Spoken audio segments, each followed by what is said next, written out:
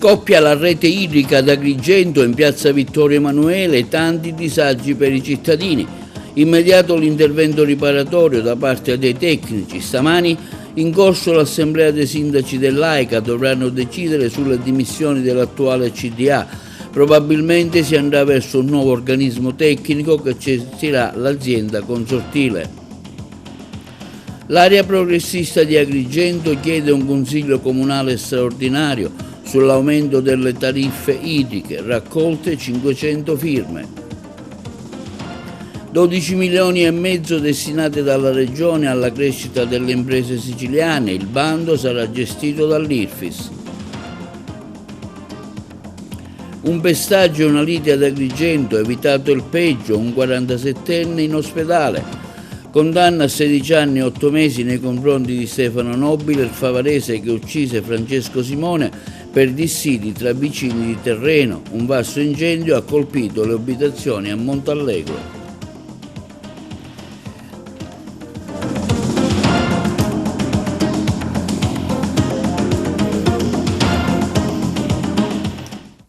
Buongiorno e benvenuti con un nuovo appuntamento di TV Notizie di oggi mercoledì 11 giugno. Scoppia ieri la rete idrica nel cuore della città. In piazza Vittorio Emanuele, di fronte al Palazzo della Questura e della Posta Centrale. A causa di ciò scoppia il caos, tutto il traffico è bloccato, tanti disagi per i cittadini. Interviene immediatamente il questore di Agrigento, i responsabili della protezione civile e i tecnici dell'AICA che hanno provveduto a riparare la condotta in servizio. Momenti di panico e caos ieri nella centralissima piazza Vittorio Emanuele, all'incrocio con la via Imera e piazzale Rosselli.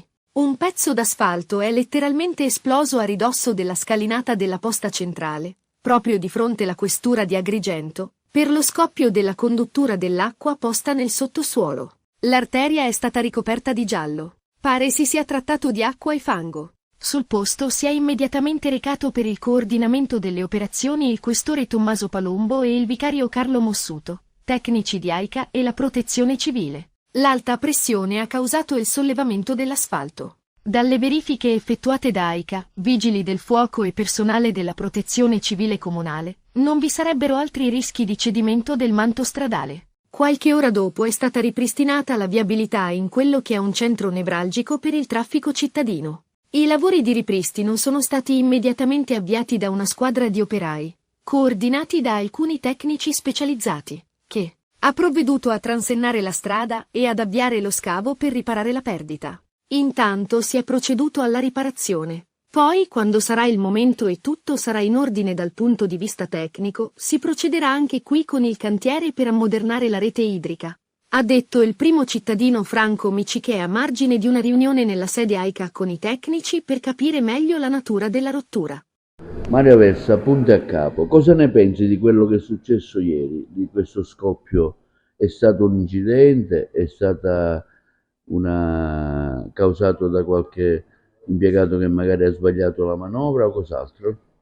Ma sì, la causa in questo specifico momento è da attribuire, questo secondo fonti tecniche acquisite, è stata dovuta a una errata manovra dell'apertura o chiusura delle saracinesche. In quel caso l'operatore, il fontaniere, secondo me, ovvero secondo le fonti tecniche acquisite, avrebbe dovuto tenere conto delle altre saracinesche aperte o chiuse a valle, mi riferisco alla via Emera.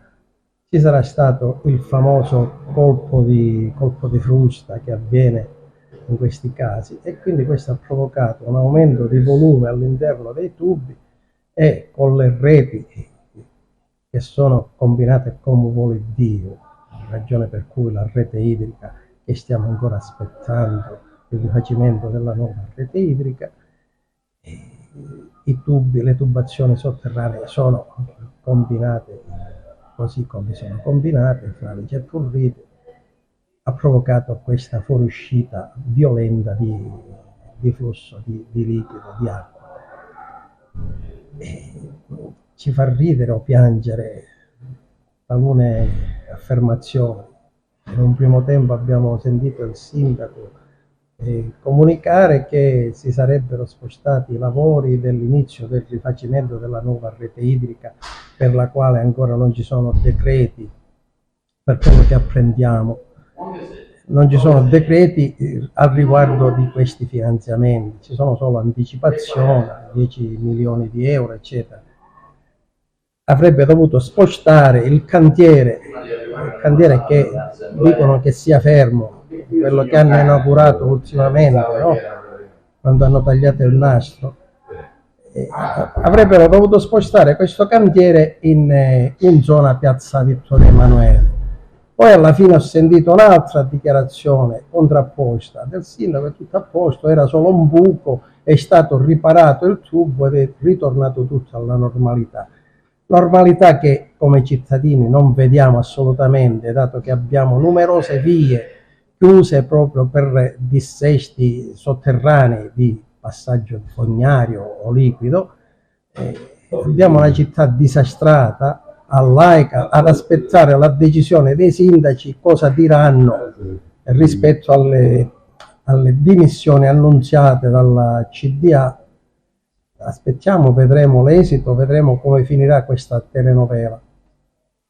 E si è svolta stamani l'assemblea dei sindaci per discutere sulle dimissioni presentate la scorsa settimana dal CDA dell'AICA dopo l'assemblea dei sindaci dello scorso 5 giugno e la relazione del presidente Settimio Cantone. Oggi la decisione è passata ai primi cittadini consorziati. L'assemblea, appena terminata, ha deciso di accettare le dimissioni dell'attuale CDA. Il sindaco di Montallegro Cirillo propone l'immediata convocazione dell'assemblea dei sindaci per la prossima settimana per la nomina del commissario e la predisposizione dell'avviso pubblico. E nel corso dell'assemblea abbiamo sentito il direttore dell'AICA Claudio Guarneri per fare il punto sulla situazione generale in cui versa l'ente e su come si affronterà la stagione estiva circa la carenza idrica in città e non solo. Dottore Guarneri, parliamo di questa assemblea e di quello che è successo ieri per lo scoppio dell'acqua, una cosa veramente, insomma, indescrivibile. No, è facile da descrivere, perché di questi interventi noi ne facciamo almeno 20, 30, 50, forse di più ogni giorno in tutta la provincia. Questo non è che giustifica, però la vera realtà è che la vetustà delle nostre reti è questa. Quindi là succede davanti la questura, la prefettura, il centro del motore propulsivo agrigentino, è logico che dà. Ma è stato un errore di qualche tecnico che ha sbagliato ad aprire la conduttura, l'acqua arrivava da Rubatenea, un colpo d'ariete. Cos'è successo? Si è rotto il tubo proprio per la questione di vetustà. Abbiamo già fatto, abbiamo già riparato e quindi. Come procedono i lavori per la rete idrica? Abbiamo visto solo un piccolo trattorino verso la zona di Bonamorone. Avete visto male, un piccolo trattorino, proprio quello che si usa a casa per scavare non è così. E basta. Avete visto male. Tutto questo è la rete idrica di Agrigento. Non siamo soddisfatti al 100%, abbiamo fatto anche delle diffide al consorzio che se ne sta occupando, comunque però ci sono 5 squadre che stanno lavorando, ancora sono insufficienti a nostro modo di vedere, ma non è più il piccolo trattorino. Ecco. Quindi lei è fiducioso, diciamo, ma per forza sui lavori? Essere fiducioso, però noi ci stiamo addosso. Vi dico, abbiamo fatto già una diffida che se loro non adempiono si procederà con la rescissione, però ci sta lavorando. Come affrontate questa assemblea di oggi? Questa assemblea dimissionario, ecco, il suo punto di vista? Spettatore sono, non so cosa hanno deciso i sindaci e quindi vedremo. Senta, avete fatto i decreti ingiuntivi ai vari comuni, cosa state raccogliendo per quelli che non hanno pagato? Ma ora è intervenuto il pignoramento da parte di Siciliacque e quindi per chi? Perché nel frattempo qualcuno magari aveva anche pagato. Però noi continuiamo la nostra azione legale con le azioni esecutive, eventuale pignoramento, eccetera. anche i comuni hanno le loro difficoltà, perché sappiamo che sono quasi tutti in dissesto nella nostra provincia. Un'ultima domanda, siamo alle porte dell'estate, si comincia già a soffrire la sete, in questo senso che tipo di emergenza state attrezzando? Noi dalle notizie che abbiamo rispetto all'anno scorso non abbiamo una situazione di gran lunga migliorata, non è ancora ottimale, però è migliorata, l'acqua arriva, non ci dovrebbero essere problemi. Cioè la dotazione idrica è aumentata rispetto all'anno scorso? Sì, è aumentata, dai vari bacini, delle varie dighe, quindi si dovrebbe soffrire di meno? Sì, si è aumentata da almeno il 30-40%. A metà luglio ci dicono che entrerà in funzione il dissalatore di Porto Empedocle, quindi per quest'estate non dovremmo avere particolari problemi. Dottore Guarneri, ci sono però delle zone dove ancora la distribuzione idrica è carente, gente che aspetta una settimana, 10 giorni, a noi ci chiamano in redazione. Come ovviare a questa mancanza? Potremo ovviare quando completeremo la rete idrica. Ci sono tratti di rioni di Agrigento che difficilmente si può arrivare, si devono chiudere tutte le altre parti, è difficile poter tipo fontanelle, poter accontentare per quello che la gente giustamente merita e vorremmo dare anche noi. E sullo scoppio della condotta idrica e sullo stato di fatto dei lavori per quella nuova, sul futuro CDA dell'AICA, ma anche sulla sporcizia delle spiagge a San Leone, abbiamo intervistato il primo cittadino di Agrigento, Francesco Miccichè. Il Comune di Agrigento come va a questa riunione? Confermerete l'attuale CDA o se andrà un nuovo CDA o un commissariamento? La sua opinione? Ma io, la mia opinione è concorde con quella degli altri sindaci, abbiamo fatto già delle riunioni informali preliminari, siamo all'unanimità tutti d'accordo e vedremo come si svolgerà anche l'assemblea di oggi e poi daremo il nostro contributo. All'unanimità di cosa?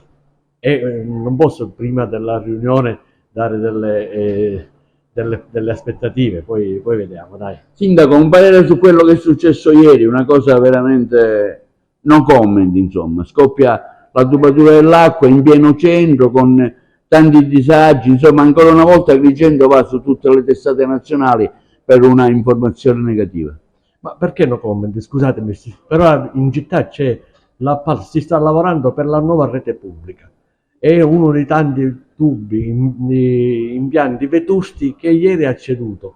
Penso che non è la normalità, ma per Agrigento fosse la normalità, ecco perché stiamo rifacendo la rete pubblica. Forse perché ieri l'acqua era colorata di giallo perché la sabbia tufaggia del sottosuolo è uscita fuori, ma non vedo una cosa così straordinaria poi come molte testate hanno fatto capire. Sindaco, come si ci sta preparando a questa stagione estiva? Agrigento soffrirà ancora la distribuzione idrica, in particolare in certe zone periferiche del centro storico? Ma noi stiamo lavorando proprio per evitare questo. Io anche oggi pomeriggio ho un'altra riunione a Palermo proprio con Sicilia Acque, stiamo cercando di recuperare le risorse idriche, quelle che ci sono e quelle che verranno. Cosa state facendo per le spiagge sporche? No, già la pulizia delle spiagge è partita in maniera imperiosa. Io ricordo a tutti che il contratto che mi sono trovato prevedeva la pulizia delle spiagge da giugno a settembre. Invece nel nuovo bando io ho modificato questo calendario, inizierà da maggio a ottobre, perché in effetti la stagione balneare da noi, anche come quest'anno, inizia spesso prima per le alte temperature, ma il contratto che io mi sono trovato e che fortunatamente è scaduto è in proroga, ora andremo avanti con il nuovo contratto, a giorni già riceveremo il nuovo progetto, sarà da maggio a ottobre. E il servizio dei bagnini? Io domenica sono andato a mare e la spiaggia era sporchissima. Il servizio dei bagnini è un altro capitolo, è un problema anche di risorse economiche, ma anche quello si sta avviando. E nel corso dell'assemblea di oggi del CDA dell'AICA abbiamo sentito il sindaco di Favara Palumbo, uno dei maggiori sindaci ostili e critici all'attuale consiglio di amministrazione, ma anche verso alcuni dei suoi colleghi. Abbiamo chiesto anche la situazione idrica a Favara e l'installazione dei contatori idrici. L'intervista al sindaco Palumbo. Oggi una riunione del CDA dell'AICA con i sindaci, dovete decidere cosa fare per i vertici dell'azienda. Ecco, lei è uno dei maggiori critici verso questa amministrazione dell'AICA. Guardate, io sono uno dei maggiori critici perché da 3 anni non risparmio critiche, non risparmio sia questo che il CDA precedente, ma soprattutto non risparmio critiche e polemiche nei confronti dei miei colleghi sindaci, perché oggi la maggior parte deciderà di defenestrare il CDA. Io ho sempre sostenuto che non sono d'accordo, ma non sono d'accordo perché ho la necessità di difendere questo CDA, perché diciamo che non fosse all'altezza lo si sapeva quando tutti i sindaci col mio parere contrario hanno deciso di fare un CDA politico e non tecnico. Sono contrario semplicemente perché non risolviamo il problema. La maggior parte dei colleghi oggi si sta lavando la coscienza, pensa che con questo gesto sia a posto con i propri adempimenti. Non è così, perché finché la maggior parte dei sindaci non aderiranno al prestito che servirebbe per mandare avanti la società, non pagano le proprie bollette, non versano neanche la quota di partecipazione, chiunque venga eletto, chiunque venga scelto come CDA, che fossero anche dei professionisti stimati di fama internazionale, aprendo il conto corrente e trovando zero, anzi meno, non potranno operare. Quindi è un falso problema. Poi se vogliamo sostituire il CDA con professionisti tecnici stimati, io sono d'accordo, era la mia prima proposta, non volevo assolutamente le nomine politiche, ma oggi che mi si dica che il problema si risolve defenestrando il CDA, io vi dico no, assolutamente no. Il problema è dei sindaci che non hanno la correttezza di voler mandare avanti questa azienda. La situazione a Favara qual è attualmente? Mi riferisco sia al debito verso AICA e sia ai cittadini se pagano meno le bollette idriche e se avete messo i contatori. Guarda, la situazione è semplice. Favara in questo momento non è un debitore di AICA ma un creditore.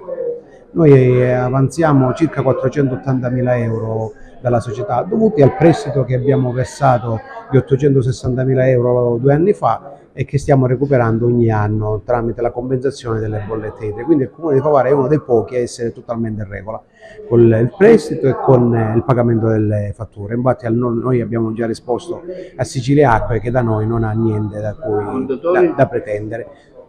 Più della metà dei cittadini oggi è fornito di contatore, c'è una buona parte ancora che sono forfettari, ma ahimè questo cambio si è fermato da tempo, la città aspetta e pretende questi contatori, non c'è nessuno che ha problemi in merito, bisogna semplicemente riuscire a trovare tramite l'azienda dei finanziamenti per poter procedere a questo lavoro. Contatori che oggi però bisogna essere chiari, chi era forfettario in questo anno ha comunque subito e ripagato dei vantaggi che aveva avuto nel passato, perché oggi nonostante non è entrato un litro d'acqua sono stati costretti a pagare comunque l'acqua forfait. Quei pozzi dell'estate scorsa, ricordo che ci siamo visti, lei mi diceva che c'erano dei pozzi che dovevano essere attivati, quest'anno possono essere riutilizzati in vista dell'estate? Allora, noi abbiamo il pozzo che abbiamo attivato l'anno scorso, stiamo cercando di riattivare perché con le piogge diciamo probabilmente si è riempito, quindi stiamo provando a riattivarlo. Abbiamo ottenuto un finanziamento di 217.000 euro per attivare il secondo pozzo su Favara e questo sarà qualcosa di importante. Sono ancora in attesa, e questo per me è inspiegabile, gli altri 3 pozzi che avevo segnalato, uno sul territorio di Favara e 2 sul territorio di Grotte, che forniscono il partitore d'Aragona. Abbiamo fatto tantissime riunioni, mi sono preso anche il rischio di andarli a segnalare. Ancora oggi, nonostante il mio sforzo, la mia volontà e il mio lavoro, questi pozzi sono ancora inattivi. E abbiamo sentito anche il parere del Forum Nazionale dell'Acqua Pubblica, il rappresentante Fabrizio Raso, presente stamani all'Assemblea dell'AICA. Ecco, come valuti un po' tutto questo insieme delle cose che stanno succedendo ad Agrigento? Beh, quello che sta succedendo in provincia di Agrigento era una situazione incancrenita da decine di anni. Il nuovo gestore AICA c'è da pochi anni e si è ritrovato sul groppone tutte queste problematiche. Tra l'altro, non essendo una società che è stata capitalizzata a dovere, ha dei problemi di liquidità per poter far fronte a quello che sono le problematiche della vetustità degli impianti. Oltre a questo, AICA affronta anche un problema che noi come forum abbiamo sempre sottolineato, del pagamento dell'acqua all'ingrosso al gestore di sovrambito a un prezzo estremamente esorbitante. Noi su questa cosa chiediamo che ci sia un approfondimento, perché non è possibile che il gestore di soprabito ci rivenda la nostra stessa acqua a un prezzo estremamente esoso. Per l'area progressista di Agrigento il Comune è sordo alle richieste dei cittadini, nonostante le 500 firme raccolte. È stato chiesto infatti un consiglio comunale aperto a tutti per i rincari ingiustificati del servizio idrico da parte dell'AICA a fronte di servizi purtroppo scadenti. Il servizio. Dura presa di posizione dell'area progressista al Comune di Agrigento. Quest'ultima, con una raccolta di oltre 500 firme ottenute in pochissimo tempo, ha chiesto al Presidente del Consiglio Comunale la convocazione di un consiglio aperto all'intervento dei cittadini, per consentire un confronto sui rincari delle bollette di Tari e AICA, a fronte di servizi assolutamente inadeguati e indegni di una città civile. Nessuna risposta, viene comunicato in una nota diffusa alla stampa, è giunta finora. A dimostrazione ancora una volta della volontà dei partiti di maggioranza di barricarsi nel silenzio, ignorando le legittime richieste di chiarezza da parte delle opposizioni, delle associazioni, dei cittadini. In un momento buio per la città, in cui il finanziamento della rete idrica è oggetto di indagini da parte della Procura della Repubblica in un'inchiesta denominata non a caso appalti e mazzette, in cui i vertici di AICA rimettono il mandato nelle mani dei sindaci e si prepara per gli agrigentini un'altra estate senza acqua. Il Consiglio Comunale decide di chiudere le porte e iscrive addirittura al punto 17 del prossimo Consiglio Comunale il tema della crisi idrica. Siamo stanchi di atteggiamenti che negano il confronto, concludono. Protesteremo in nome della chiarezza e del diritto ai servizi essenziali a prezzi adeguati, della trasparenza e correttezza dell'attività amministrativa. 12 milioni e mezzo per le imprese della regione finalizzata alla crescita delle aziende isolane, il bando sarà gestito dall'IRFIS, il servizio. Il governo regionale stanzia 12 milioni e mezzo per la crescita economica delle imprese a sostegno delle aggregazioni aziendali, i programmi per l'efficientamento energetico e all'innovazione dei processi produttivi, oltre agli aiuti per gli imprenditori danneggiati dagli incendi del luglio 2023. La Giunta ha approvato lo schema di decreto. La misura, attuativa dell'articolo 37, sarà gestita da IRFIS dopo il via libera da parte della Commissione Bilancio dell'ARS. Favorire gli accorpamenti tra imprese, afferma il presidente della regione, Renato Schifani, significa promuovere la formazione di operatori economici maggiormente competitivi, efficienti e capaci di accedere ai mercati nazionali e internazionali, al credito e all'innovazione. Abbiamo previsto forti incentivi per le imprese, aggiunge l'assessore all'economia Dagnino, che si doteranno di piani di sviluppo e che saranno capaci di superare il tradizionale nanismo dimensionale, con lo scopo di promuovere un'economia più solida, dinamica e capace di affrontare le sfide del futuro con strumenti adeguati. La regione siciliana si pone in tal modo all'avanguardia nel panorama delle regioni italiane, avendo anticipato le indicazioni della Commissione europea che, nelle raccomandazioni paese pubblicate la scorsa settimana, ha chiesto di promuovere l'aggregazione delle piccole e medie imprese. Operazioni bancarie sospetto in aumento in Sicilia, ad Agrigento ne sono state segnalate 658, lo dice la FABI, Federazione delle Banche Italiane, il servizio. Operazioni bancarie sospette in Sicilia c'è un aumento, ad Agrigento sono state 658, lo dice la FABI. In Sicilia dunque aumentano le segnalazioni di operazioni sospette che passano da 8.672 del 2023 a 8.940 del 2024, più 268. La Sicilia è al sesto posto nel paese. A darne notizia Gabriele Urzi, dirigente nazionale FABI e responsabile salute e sicurezza FABI Palermo. A livello provinciale, Palermo ha avuto 2.791 segnalazioni contro le 2.533 del 2023, 258 in più rispetto all'anno precedente, Catania 2.217 contro 1.935, 282 in più rispetto al 2023, Messina 993 segnalazioni, meno 72 rispetto all'anno precedente, Trapani 665, meno 72, Agrigento 658, meno 28, Siracusa 621, più 16, Ragusa 553, più 37, Caltanissetta 293, meno 82, ed Enna 149, meno 19. Nel secondo semestre del 2024 è stato registrato un significativo incremento delle segnalazioni trasmesse dagli istituti di pagamento, dagli istituti di moneta elettronica e dai professionisti. Tra gli altri operatori non finanziari si evidenzia l'incremento dei prestatori di servizi per le criptoattività, passati da 514 a 1812 segnalazioni, e degli operatori del settore dell'oro, da 650 a 1349. Passiamo alla cronaca. Lite e pestaggio ad Agrigento, evitata la tragedia per l'inceppamento della pistola. Nonostante ciò, un 47enne è stato portato in ospedale. Un 37enne agrigentino è finito al pronto soccorso dell'ospedale San Giovanni di Dio con una ferita lacero-contusa alla testa e un'altra al braccio. Una discussione non è finita in tragedia solo perché la scacciacani che gli è stata puntata contro si sarebbe all'improvviso inceppata.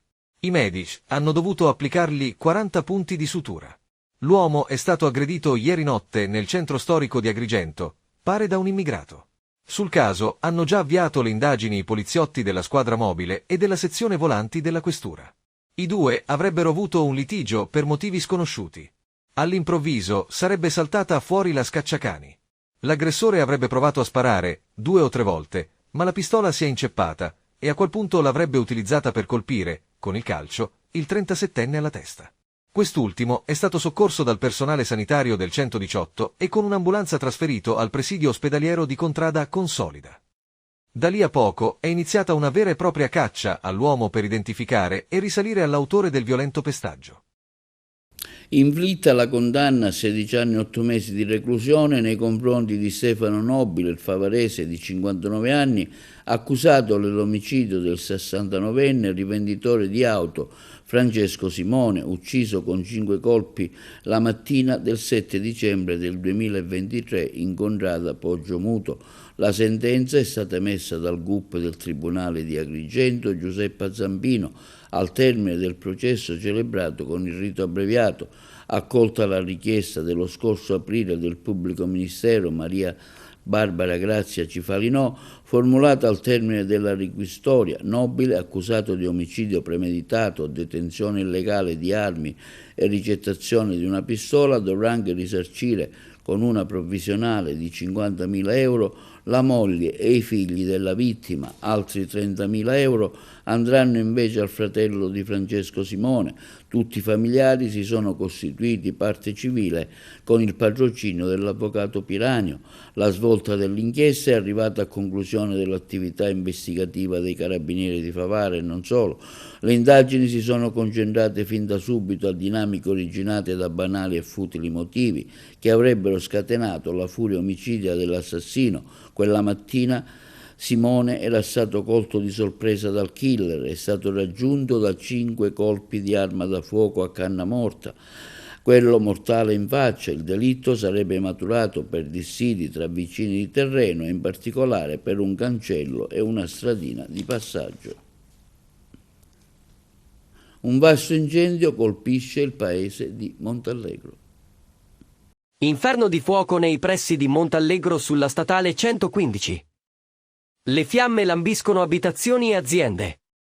Quasi sicuramente l'evento è stato generato da qualche piromane che ha appiccato il fuoco ai campi coperti dall'erba secca e che poi propagatosi ha lambito case di campagne e alcune aziende e ha carbonizzato sterpaglie, alberi e varia vegetazione tra le zone collinari lungo la strada statale 115, poco dopo l'abitato di Montallegro.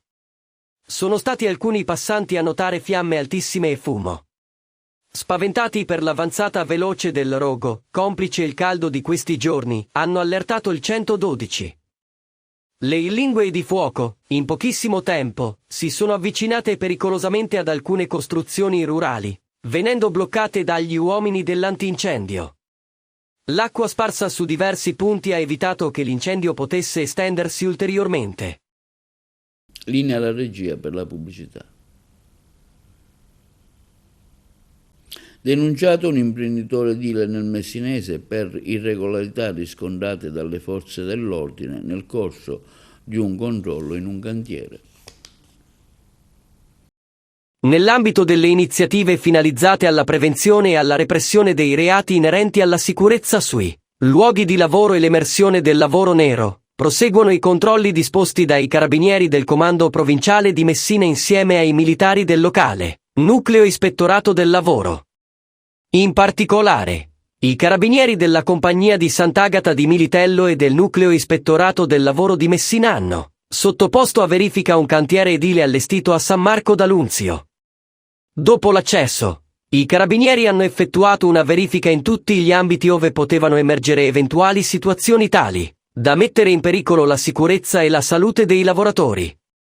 All'esito degli accertamenti, i militari dell'Arma hanno rilevato diverse irregolarità, tra cui la mancata installazione di un'adeguata recinzione per impedire l'accesso alle persone non autorizzate all'interno del cantiere e l'assenza di mezzi di estinzione idonei al rischio di incendi. A seguito delle violazioni accertate, i carabinieri hanno denunciato all'autorità giudiziaria il titolare della ditta edile, impegnate nei lavori, a carico della quale sono state contestate sanzioni e ammende per oltre 10.000 euro. La campagna dei controlli dei carabinieri del Comando Provinciale di Messina e del Nucleo Ispettorato del Lavoro, nel settore edile, proseguirà nei prossimi mesi in tutta la provincia, con l'obiettivo di continuare nell'incisiva azione di prevenzione e contrasto alle gravi violazioni, che danneggiano fortemente i diritti dei lavoratori e mettono a serio rischio la loro incolumità.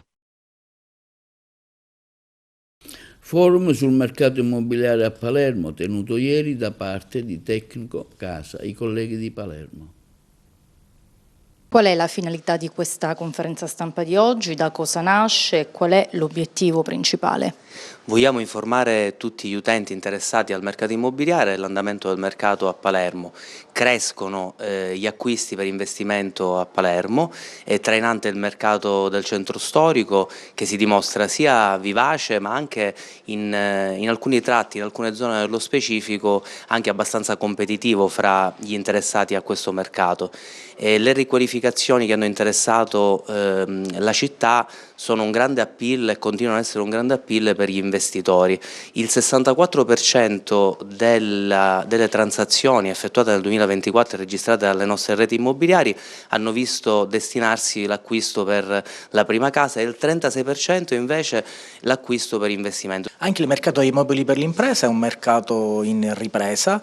Negli ultimi 10 anni c'è stato un incremento notevole del numero di compravendite, anche se nell'ultimo anno rispetto al 2023 c'è un leggero decremento. I valori sono in aumento, addirittura un più 2% per quanto riguarda le compravendite e un più 2% nei valori della locazione, sempre per questo comparto. Palermo ha fatto registrare nel 2024 una crescita in linea col mercato italiano, è stata la provincia che è cresciuta maggiormente per quanto riguarda l'erogato mutui in Sicilia.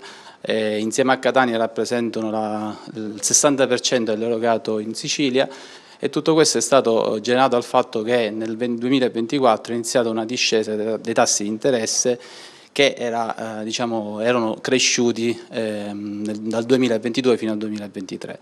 Quindi le previsioni di mercato continuano ad essere positive, continuiamo ad erogare, continuiamo ad essere noi come società di mediazione creditizia leader nel mercato. Rispetto anche all'abbassamento delle tasse dei mutui, oggi è più facile per una famiglia accedere ad un mutuo bancario? Assolutamente sì, perché ovviamente la rata è diminuita tantissimo, considerate che il tasso è passato da un 4,50 a un 2,50, quindi oggi il tasso medio siamo intorno al 3%. I dati provengono da un match delle agenzie delle entrate e dai dati che provengono dalle nostre agenzie presenti in Italia in circa 2.800 agenzie, in particolar modo, visto che parliamo oggi di Palermo, dalle nostre 75 agenzie presenti nei vari quartieri della città. Quindi quello che faremo oggi, quello che abbiamo di fatto sviluppato, tutta una serie di considerazioni di dati sui volumi, sulle compravendite, sulle tendenze, i trend che si sono verificati e soprattutto sulle previsioni dei prossimi anni appunto sul mercato immobiliare. E questo è tutto per l'edizione odierna di TV Notizie. Vi ricordiamo che i nostri programmi si possono vedere in tutta Italia sul canale 268 del digitale terrestre per chi ha le smart TV, in streaming sul sito www.televideoagrigento.tv e il telegiornale sul canale 93 di Video Sicilia alle 15 e alle 20 con replica la mattina alle 9. Inoltre i nostri servizi si possono visionare sul canale YouTube di TVA Televideo Agrigento. E questo è tutto per oggi e vi auguriamo una buona serata.